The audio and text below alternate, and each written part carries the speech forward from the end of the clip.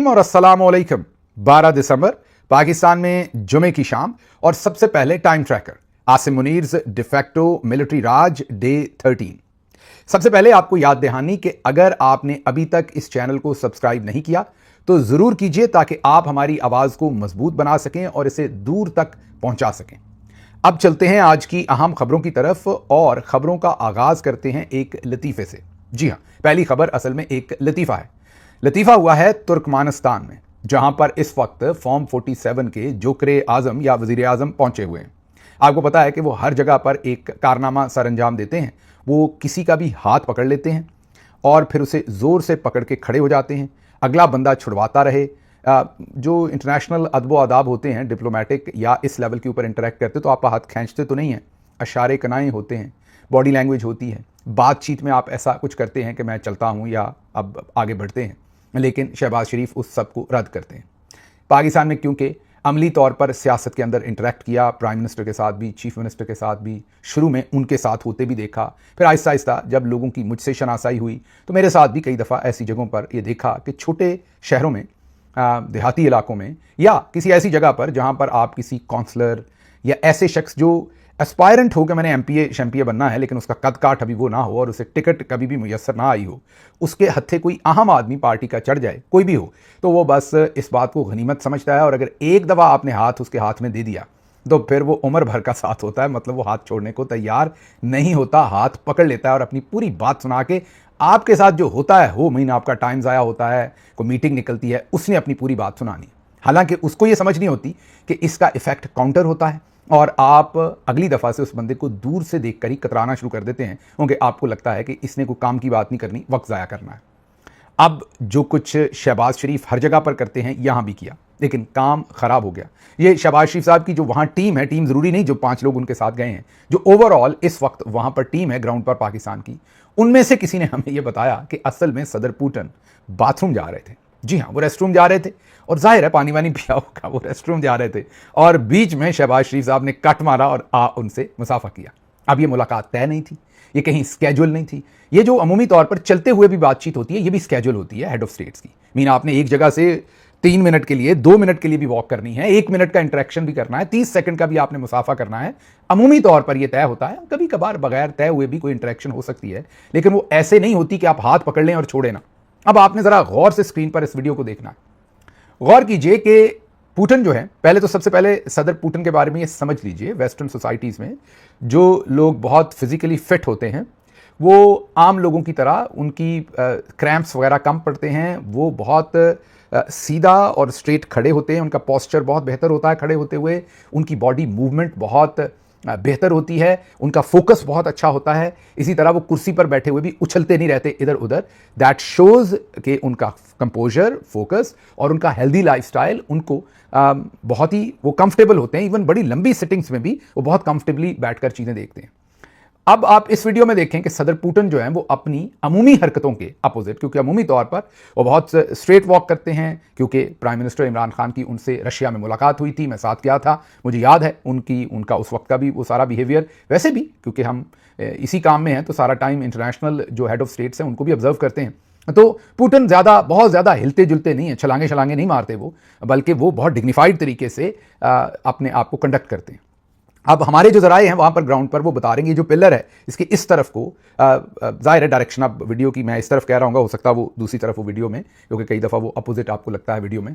तो बहरहाल हमारे जराए बता रहे हैं कि इस पिलर से एक तरफ को रेस्ट रूम था जिसकी तरफ सदर पुतिन ने जाना था और सदर पुतिन उस तरफ रवान दवान थे कि दरमियान में इन्होंने कट मारा और हाथ दे दिया। उसके बाद अब आप खुद ही वीडियो में देखिए कि वो कभी ऊपर हो रहे हैं कभी नीचे हो रहे हैं। जाहिर प्रेशर है उसमें, वो क्या करें। और वो भी ज़रा थोड़े से फिजिकली फिट आदमी कोई और होता तो इनकी मिन्नत ही कर लेता, या इनको फिर हाथ पकड़ के साथ ही ले जाता तो कहता चाचू जी आप मुझे करवा ही आए मतलब बाथरूम पास ही खड़े हो जाइएगा। यकीन करें अगर पुतिन इनको ये कहते तो ये कभी इनकार ना करते, ये बल्कि कहते कि आप कीजिएगा और मैं खड़ा होकर वहाँ पर सी वो जो माओं के साथ बच्चों के साथ माएँ करती हैं, सी जो भी हर घर की अपनी आवाज़ होती है, तो वो अब वैसे काम होती है। मेरे ख्याल पुरानी माएँ ज़्यादा करती थी, अब वाले बच्चे तो डिजिटल हैं, वो इन आवाज़ों के बगैर ही वो ज़्यादा पसंद फरमाते हैं कि उनका आईपैड उनके साथ हो और वो आईपैड के ऊपर ही, आजकल सब कुछ आईपैड के ऊपर ही है, लोरी भी आईपैड पे है और ये जो वीवी करनी है ये भी अक्सर आईपैड के साथ ही हो जाती है। बहरहाल शहबाज शरीफ साहब हर तरह की वहाँ पर मुझे पता है मैं आपका वक्त ज़ाया कर रहा हूँ, मजीद नहीं करूँगा ये, लेकिन खबर ऐसी थी, ज़राए वहाँ से रिपोर्ट कर रहे थे। अब पुतिन बेचारे हाथ भी छड़वाने की उन्होंने एक आध दफ़ा कोशिश की, आप देख सकते हैं। उन्होंने इनकी कोहनी पर भी ऐसे हाथ किया कि अच्छा चलें ठीक है फिर चलते हैं। वो 2 दफ़ा उन्होंने 3 दफ़ा ऊपर नीचे भी हुए, ज़ाहिर प्रेशर में थे, लेकिन शहबाज शरीफ हैं कि छोड़ नहीं रहे। अब ये पाकिस्तान के लिए हजीमत है या पाकिस्तान को कोई हमारे सबके किए हुए गुनाहों की सज़ा है इज्तमाही तौर पर कि ये जोकर जो है इसको वज़ीर-ए-आज़म बनाकर भेज दिया है, जो हर जगह पर हमारे लिए एक एम्बैरसमेंट का समा है क्रिएट करवा रही, ये भी और इनकी भतीजी भी। आप याद ही है जब वो बाहर जाती हैं तो वो क्या कुछ नहीं कर डालती। लेकिन बहरहाल ये आज सबसे बड़ा ड्रामा वहाँ पर होता रहा, और भी कई ड्रामे निकलेंगे इस सारे काम के अंदर से, आप देखेंगे आने वाले दिनों में, लेकिन ये एक बड़ा ड्रामा कि बाथरूम जाते इन्होंने उनको पकड़ लिया। अब चलते हैं अगली खबर की तरफ। बीबीसी के साथ बातचीत की है वज़ीर दिफा ख्वाजा मोहम्मद आसिफ ने, और वही किया जो हम एक्सपेक्ट कर रहे थे कि शायद अभी हो।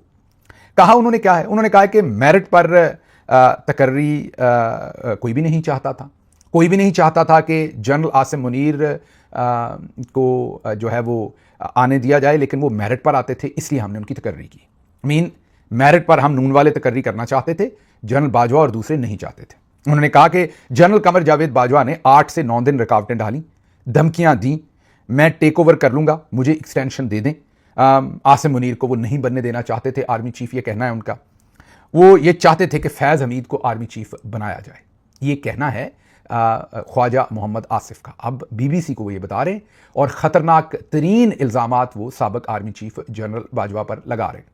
अब चले मान लेते हैं एक मोमेंट के लिए कि वो दुरुस्त ही ये इल्ज़ामात लगा रहे हैं। तो अगर ये इल्ज़ामात दुरुस्त हैं तो जैसे मैंने पहले कहा कि फिर अकेले जनरल फैज़ हमीद का कोर्ट मार्शल क्यों, जनरल बाजवा का तो अब खुद जो आपके डिफेंस मिनिस्टर हैं उन्होंने गवाही दे दी है। अब तो इस सबूत के ऊपर ही उनका कोर्ट मार्शल हो सकता है कि वो कह रहे हैं कि हमें 8 से 10 दिन तक वो रुकावटें डालते रहे और धमकियां देते रहे और कहते रहे कि मुझे आर्मी चीफ लगाएं। इससे बड़ा मिसकंडक्ट और क्या होगा। यहां पर तो आर्टिकल 6 लगता है सीधा सीधा, या इनका कोर्ट मार्शल करें या आर्टिकल 6 लगाएं जनरल बाजवा पे, उन्हीं को जिनको मुल्क से बाहर रवाना कर दिया गया है। लेकिन अभी भी जो फॉर्म 47 के जो डिफेंस मिनिस्टर हैं उनकी इस गवाही के बाद भी अगर आप जनरल बाजवा का कोर्ट मार्शल नहीं करते तो फिर सभी को समझ होगी कि आप ये सब कुछ क्या कर रहे हैं। अब ज़रा आगे ज़रा इस सारे मामले को समझें और आपके सामने एक दो चीज़ें और रखते हैं जिससे आपको सारी हकीकत समझ आ जाएगी कि सब कुछ हो क्या रहा है। जनरल बाजवा ने मिन्नतें की, धमकियां दी, लालच दी कि मुझे आर्मी चीफ बनाओ। धमकियां, मिन्नतें, लालच, सब कुछ कर दिया। तो आप अब आसिम मुनीर साहब किसी एक चीज़ पर उनका कोर्ट मार्शल कर दें, आर्मी चीफ किसी को मिन्नतें करे, ये भी तो मेरा ख्याल है कि शान शान नहीं है फ़ौज के, और वो भी अल्लाह की फ़ौज के, वो भी इतनी एक न्यूक्लियर फ़ौज के, वो मिन्नतें करता फिरे इस तरीके के लोगों की आपके सामने। ख्वाजा आसिफ को तो कोई बंदा सीरियस नहीं लेता और वो कह रहे हैं हमारी मिन्नतें करते थे। फिर धमकियां दे आर्मी चीफ ऐसे सियासी लोगों को, वो भी कानून के खिलाफ है। लालच दे मतलब रिश्वत दे, रिश्वत ऑफर करे या रिश्वत ले, तो अब आपकी मर्जी है किस गुनाह के ऊपर आपने करना है। अगली सुने, मैं एक दिन मुझे जनरल बाजवा का फोन आया कि मैं तुम्हारा और शाहिद खाकान अब्बासी का खाना करना चाहता हूं। मिफ्ता इस्माइल साहब ये बता रहे हैं, वो भी नून लीग में थे उस वक्त। तो जनरल फैज आपको लेने आ रहे हैं। जनरल फैज खुद गाड़ी चलाकर आए, हमें लेकर गए। वहां पहले से ख्वाजा आसिफ भी मौजूद थे, सियासी गुफ्तगू भी हुई। उसके कुछ अरसे बाद मैं और शाहिद खाकान अब्बासी जेल चले गए। इसके साथ ही ख्वाजा आसिफ भी यही बताते हैं कि एक दफ़ा हमें बुलाया और जनरल अमजद जो ससुर थे जनरल बाजवा के, उनके घर पर मुलाकात हुई जहां पर जनरल फैज़ भी थे, और उन्होंने और जनरल बाजवा ने उन्होंने हमें पंजाब की हुकूमत जो है वो ऑफ़र की और कहा कि पंजाब को टेक ओवर कर लें। और वो ये कह रहे हैं कि 2018-19 की बात है, 18 के आखिर या 19 के शुरू की बात है। और ये जनरल जो ख्वाजा आसिफ हैं ये टेलीविज़न पर बारहा कह चुके हैं कि जनरल बाजवा ने हमें ऑफ़र की। अब इसके बाद भी अगर जनरल बाजवा का कोर्ट मार्शल नहीं होता तो फिर सब कुछ वाज़ेह है कि ये सब कुछ क्या हो रहा है। मुशाहिद हुसैन सैयद साहब ने इसके ऊपर एक तबसरा किया है। वो कहते हैं कि असल डील ये थी कि नवाज शरीफ की रिहाई और बैरून मुल्क भेजने के बदले नून लीग के तमाम MNAs जनरल बाजवा की एक्सटेंशन के लिए वोट देंगे। तो अब जनरल बाजवा का इस बात पर कोर्ट मार्शल कब होगा, ये मुशाहिद हुसैन सैयद पूछ रहे हैं, क्योंकि डील तो उन्होंने की और डील पूरी भी कर ली और सबने देख भी लिया, नवाज शरीफ को बाहर भी जाली रिपोर्ट्स बनाकर। और वो फैसल बॉडा तो कह रहे हैं कि मेरे कुत्ते का, कि पता नहीं किसके कुत्ते का खून था। हम तो बहरहाल ये कह रहे हैं कि जो केमिकल उसके अंदर टेस्ट ट्यूब के अंदर होता है EDTA आई गेस, उसका ऊपर नीचे इस्तेमाल करके या उसको गलत तरीके से प्रोसेस करके उससे ये सब कुछ करवाया गया। बहरहाल वापस आते हैं तो अब ये तो वाज़ेह है कि अकेले फैज़ हमीद का इसमें कोर्ट मार्शल जो है उसकी कोई मंतक अभी तक नहीं बनती और अब इसमें कई आवाज़ें और उठना शुरू हो गई हैं। जनरल बाजवा एक और एक्सटेंशन लेना चाहते थे मगर इमरान खान ने 2 टोक इनकार कर दिया। इसी इनकार का इंतकाम लेने के लिए वो इमरान खान के खिलाफ हो गए और अदम एतमाद ले आए नजम सेठी। नजम सेठी साहब का भी तज्जिया यही है कि ये जनरल बाजवा का सारा कारनामा है। उन्होंने हुकूमत गिराई क्योंकि इमरान खान एक बार फिर उन्हें एक्सटेंशन नहीं दे रहे थे। तो मतलब जो पॉलिटिक्स में इंटरफेरेंस है वो जनरल बाजवा ही कर रहे थे, असल में फैज़ हमीद से करवा रहे थे, अगर आप ज़्यादा से ज़्यादा इल्ज़ाम लगाना है तो। जो असल उसका मास्टरमाइंड, जो लफ्ज़ आप लोगों को बहुत पसंद है हमारे मिलिट्री जनरल्स को, तो मास्टरमाइंड को आप बीच में से क्यों छोड़ रहे हैं, ये अभी तक हमारी समझ से बाहर है। आज मैंने एक ट्वीट भी की लंबी चौड़ी, जिसमें मैंने जो पूरे का पूरा बैकग्राउंड रखा। पहले तो सबसे पहले मैंने अपनी तरफ से एक बात क्लियर की ताकि लोगों को ये समझ हो कि मैं ये बात क्यों कह रहा हूं, तो मैं यहां भी रिपीट कर दूं। जनरल फैज़ हमीद साहब से मेरे जो मरासम थे वो अस्सलाम वालेकुम और वालेकुम अस्सलाम से ज़्यादा कभी नहीं थे, क्योंकि मैं प्राइम मिनिस्टर के साथ होता था, प्राइम मिनिस्टर ऑफिस में, हाउस भी जब हम कहते हैं तो उसका मतलब भी ऑफिस ही है। वो जो एक प्राइम मिनिस्टर सेक्रेटेरिएट है और एक प्राइम मिनिस्टर हाउस है, दोनों ऑफिस। क्योंकि प्राइम मिनिस्टर बनीगाला में रहते थे इमरान खान, तो वो उनका हाउस नहीं था, वहाँ भी ऑफिस ही था।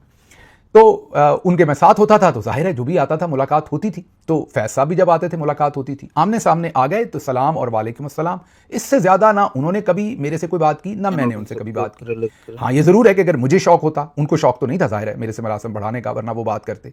मुझे भी कभी नहीं था, वरना मैं उनसे बात करता, क्योंकि DGISI के साथ कोई भी मरासम बढ़ाए तो ऐसा ही लगता है कि आपको बहुत शौक है या आप बहुत करीब होना चाहते हैं। और मेरी जो कुर्बत थी इमरान खान साहब के साथ, मेरे ख्याल में ये गलत था कि उस कुर्बत के बाद मैं कोई किसी और ओहदे के बहुत करीब होता। अगर होता तो फिर मैं इमरान खान साहब के साथ जो मेरा जो भी प्रोफेशनल जो मेरा उनके साथ कंडक्ट था उसको मैं डेफिनेटली कंप्रोमाइज़ करता। इंसान ऐसा नहीं हो सकता कि बिल्कुल पूरा तोले, कोई मशीन तो नहीं है, आगा पीछा तो हो ही जाता है। इससे मुझे लगता था कि मुझे अपनी हदूद क़यूद में रहना चाहिए। और लेकिन फैज़ हमीद साहब के हमारे बहुत सारे लोगों के साथ बड़े ज़ाती किस्म के मरासम थे, और वो लोग उनसे फैज़याब भी होते थे। जब मैं फैज़याब कह रहा हूँ तो ज़ाती फैज़याब भी होती है, हुकूमती लेवल की मैं बात नहीं कर रहा। मीन गिफ्ट्स एक्सचेंज हो जाना ज़ाती तौर पर, जाहिर है उनका नाम शाम इस्तेमाल करके अपने काम वाम करवा लेना, DGISI एक बहुत बड़ी पार होती है। और भी फैज़याब होने की कई चीज़ें और किस्में होती हैं जो ज़ाती दोस्तियों में आप गिफ्ट्स और दूसरी चीज़ें करते हैं। लेकिन आज मैं हैरान हूँ कि जब फैज़ हमीद मुसीबत में है तो कोई उनके लिए नहीं बोल रहा, जिनके बहुत ज़्यादा मरासम थे उनके साथ। और किसी ने एक ट्वीट तक नहीं की कि यार ये उनके साथ ज़्यादती की है। अगर आपने सज़ा देनी थी तो आर्मी चीफ जो उस वक्त के बाजवा थे उनको भी देते, या बाद वाले आर्मी चीफ, या जो भी आसिम मुनीर उस वक्त DGMI थे उनको भी सज़ा दें। सब ने ये मिलकर किया था। ये अगर अकामा पनामा आपने वजह बना के दी है तो तब भी दें, अगर आपने इमरान खान की हुकूमत गिराने की वजह बना कर दी है तब भी दें। कोई भी जो भी वजह आपने सियासी इंजीनियरिंग, सियासी इंटरफेरेंस की आपने दी है, बाजवा साहब तो खैर बता गए कि 70 साल से फौज इन्वॉल्व थी, तो फिर पिछले वालों को भी सबको दें। लेकिन जो भी है उसको छोड़ देते हैं एक मिनट के लिए। हैरान हूं मैं उन तमाम, और ये तमाम पार्टियों में होंगे ऐसे लोग जिनके पर्सनल मरासम थे, ज़ाती फैज़याबी जो लेते रहे होंगे फैज़ साहब से, और कईयों को मैं जानता हूं, बहुत सारों को, मीडिया में भी। लेकिन किसी में इखलाकी जुर्रत नहीं है कि वो कहें कि अकेले फैज़ हमीद को आपने क्यों सज़ा दे दी है। हालांकि मैं आपको ये बता रहा हूं बार बार कि ये सज़ा जो है ये बाद में रिलैक्स हो जाएगी। लेकिन मैं एक कॉन्सेप्चुअली आपसे बात कर रहा हूं कि उन लोगों को एक यार ट्वीट तो बनता है आपका, आपने फ़ायदे उठाए हुए हैं, इतनी बेरुखी क्या, इतनी तोता चश्मी क्या। अब जब मैंने कहा कि मेरे उनसे कभी भी कोई बहुत ज़्यादा मरासम नहीं थे, और तो उसकी उस वक्त तो मुझे वजह नहीं पता थी, लेकिन अब बाद में वजह पता चली जब मैं अगवा हुआ और गिरफ्तार हुआ। जो भी आपने उसे कहना, शुरू में अगवा था, बाद में गिरफ्तारी थी। और फिर जब मैं छूट के बाहर आया, रिहा होकर बाहर आया, तो मुझे बाद में पता चला कि फैज़ साहब मुझे सख्त नापसंद करते हैं, और जो मेरे खिलाफ प्रोपेगेंडा हो रहा था बाहर मनफी कि जी मैं तो ISI को सब कुछ अंदर बताया हूँ या एजेंसीज को बताया हूँ और मैंने बयान दे दिए हैं, या मैं उन्हीं का बंदा था, या वटेवर जो भी प्रोपेगेंडा बाहर किया जा रहा था, उसमें मुझे कुछ लोगों ने, बहुत ही जय्यद लोगों ने बताया कि उसमें फैज़ साहब ने भी अपना हिस्सा डाला। अब सच क्या है झूठ क्या है वो फैज़ साहब को पता होगा, मैं क्योंकि वो इस वक्त मुसीबत में हैं तो इसलिए अच्छा नहीं लगता कि मैं इस वक्त मैं उन पर हमले करूँ। और उसके अलावा भी मुझे कई लोगों ने बताया बाद में, जाहिर है क्योंकि उस वक्त वो पावर में नहीं थे, पावर में जब को होता है तो आपको कोई उसके बारे में कम ही बताता है, तो और कई लोगों ने, मोतबर लोगों ने बताया कि फैज़ साहब आपको पसंद नहीं करते थे। मैंने कहा अच्छा ठीक है, जो फैज़ साहब के बड़े करीबी लोग थे उन्होंने मुझे ये बात कंफर्म की, बट दैट्स फाइन। ना मैंने कभी उनसे दोस्ती करने की कोशिश की, तो मुझे गिला किस चीज़ का उनसे कि वो मुझे पसंद करते थे। मैंने कौन सा कोई एफर्ट की कि वो मुझे पसंद करें। हो सकता है वो DGISI थे, वो चाहते हों कि यार ये एफर्ट करे और फिर हमारी कुर्बत बने, तो मैंने अगर नहीं की तो बजा है। लेकिन कम से कम आज जो फैज़याब हो रहे थे वो तो आवाज़ उठाएं, चलें वो नहीं उठाते तो हम उठाते हैं। मैं ये कहता हूं कि फैज़ हमीद को इंसाफ दो। मेरे उनसे जो मरासम भी थे वो जब वो बाहर आएंगे कभी तो हम उनसे बात कर लेंगे, या कभी मौका आएगा तो हम उनसे सवाल पूछ लेंगे। लेकिन इस वक्त वो बंदा मुसीबत में है, तो क्यों ना या तो बाजवा का भी आप करें कोर्ट मार्शल, और आसिम मुनीर का भी करें जो उस वक्त DGMI थे, अगर उन्होंने अपना रोल प्ले नहीं किया, अगर बाजवा ने नहीं किया। अकेले फैज़ को आप उठाकर मिसाल बना रहे हैं सब में से, इसलिए कि वो काबू आ गया आप पे, रानी साहबा ने कह दिया या किसी और ने कह दिया है, मतलब कि आप उनके साथ ज़ाती स्कोर सेटल कर रहे हैं। ये इंसाफ नहीं होता। एहतसाब और इंसाफ वो होता है जो होता हुआ नजर आए और पूरा ट्रांसपेरेंट तरीके से आए। फैज हमीद साहब को मैं पसंद नहीं था या वो भी मेरे खिलाफ प्रोपेगेंडे में शामिल हुए, तो इसका मतलब ये तो नहीं कि अगर वो मुसीबत में है तो मैं उनके लिए आवाज बुलंद ना करूं। कुरान में अल्लाह मियां वाज़े कहता है कि किसी से इतनी नफरत ना करो कि उसके साथ इंसाफ ना कर सको।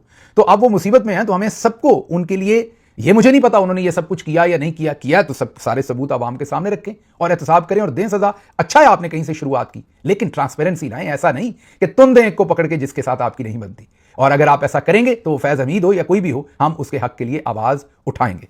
आगे चलते हैं जी। ये अगली खबर बहुत ही इंटरेस्टिंग है जो आप सुनेंगे तो हैरान होंगे। खुर्रम ज़ीशान साहब के ऊपर हमला हुआ। जाहिर है खुर्रम ज़ीशान के ऊपर उनके घर पर हमला हुआ, आपको पता है। उन पर मैंने कह दिया माजरत, वो घर पर नहीं थे, उनके भाई के घर पर, जहां उनका जो मुहाफ़िज़ था, मुलाजिम था, शदीद जख्मी हुआ और घर के अंदर सीधी फायरिंग की गई। मतलब सीधा सीधा कातलाना हमला था। मुलाजिम बच गया, जान बच गई, लेकिन जख्मी हुआ। अब एक FIR दी है पुलिस ने। ये जाहिर है इसमें हमारी जो पॉलिटिकल लीडरशिप है ये उनका काम नहीं है, ना ही चीफ मिनिस्टर मौजूदा। उन्होंने वाजे कहा हुआ है कि मैंने किसी किस्म की इंटरफेरेंस वहां की पुलिस के मामलात में नहीं करनी। लेकिन पुलिस को तो थोड़ी शर्म करनी चाहिए ना कि वो क्या कर रही है। अगर चीफ मिनिस्टर एक प्रोफेशनल है, पूरे अपने किरदार और इंटेग्रिटी के साथ अपनी पोजीशन पर खड़ा होना चाहता है, तो आपको तो इंसाफ करना है ना। अगर चीफ मिनिस्टर अपनी पार्टी के लिए आपसे कोई नाजायज जायज बात नहीं मांग रहा तो आप तो इंसाफ के तकाजे पूरे करें। ये एक्सक्लूसिव हम आपके सामने FIR रख रहे हैं। इस FIR के अंदर 5 वीगो डाले आए। वहां पर जो मुहाफिज था वो ऐनी शाहिद है जो कुछ हुआ, कितने लोग थे, कैसे फायरिंग की, क्या उनके हुलिये थे, वीगो डालों के क्या रंग थे, कितने थे, कोई जिक्र नहीं है इस FIR में कि कितने वीगो डाले थे। 5 वीगो डाले थे। फिर खुर्रम ज़ीशान को फैसल वोडा साहब और दूसरे लोग जो हैं वो खुली कत्ल की और दूसरी धमकियां देते रहे। याद कीजिए ये टेलीविजन पर बैठकर कहा गया कि उनका हशर, उनको ढूंढ रहे हैं, निकाल के उनका हशर वो करेंगे जो दहशतगर्दों के साथ किया जाता है। कत्ल की खुली धमकियां थी। उन जो प्योर पेश की धमकियां थी, जो जाहिर है इंटेंट क्लियर करती हैं, जो बताती हैं कि हमला कहां से हुआ, किन्होंने करवाया, उन धमकियों का भी इस FIR के अंदर कोई जिक्र नहीं है। हैरानी की बात है। फिर ना 5 वीगो डालों का कोई जिक्र है।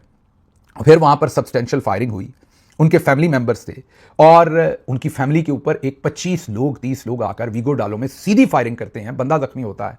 यहां पर तो छींक मारने पर टेररिज्म के सेक्शंस लग जाते हैं। इस FIR में जहां असल में टेररिज्म हुआ है, जहां पर असल में टेररिस्ट एक्टिविटी हुई है, टेररिज्म का कोई सेक्शन इन्वोक नहीं किया गया इस FIR के अंदर। कोई उनकी जो पहले से रिसीव्ड थ्रेट से उनकी बात को और जो इंपॉर्टेंट डिटेल्स इसके अंदर डाली जा सकती थी जिससे मुजरमान पकड़े जा सकते, वो कोई जिक्र नहीं है। तो पुलिस से हम यही कहते हैं कि इससे तो बेहतर था कि आप एक मोहब्बतनामा ही लिख लेते, दर्ज कर लेते।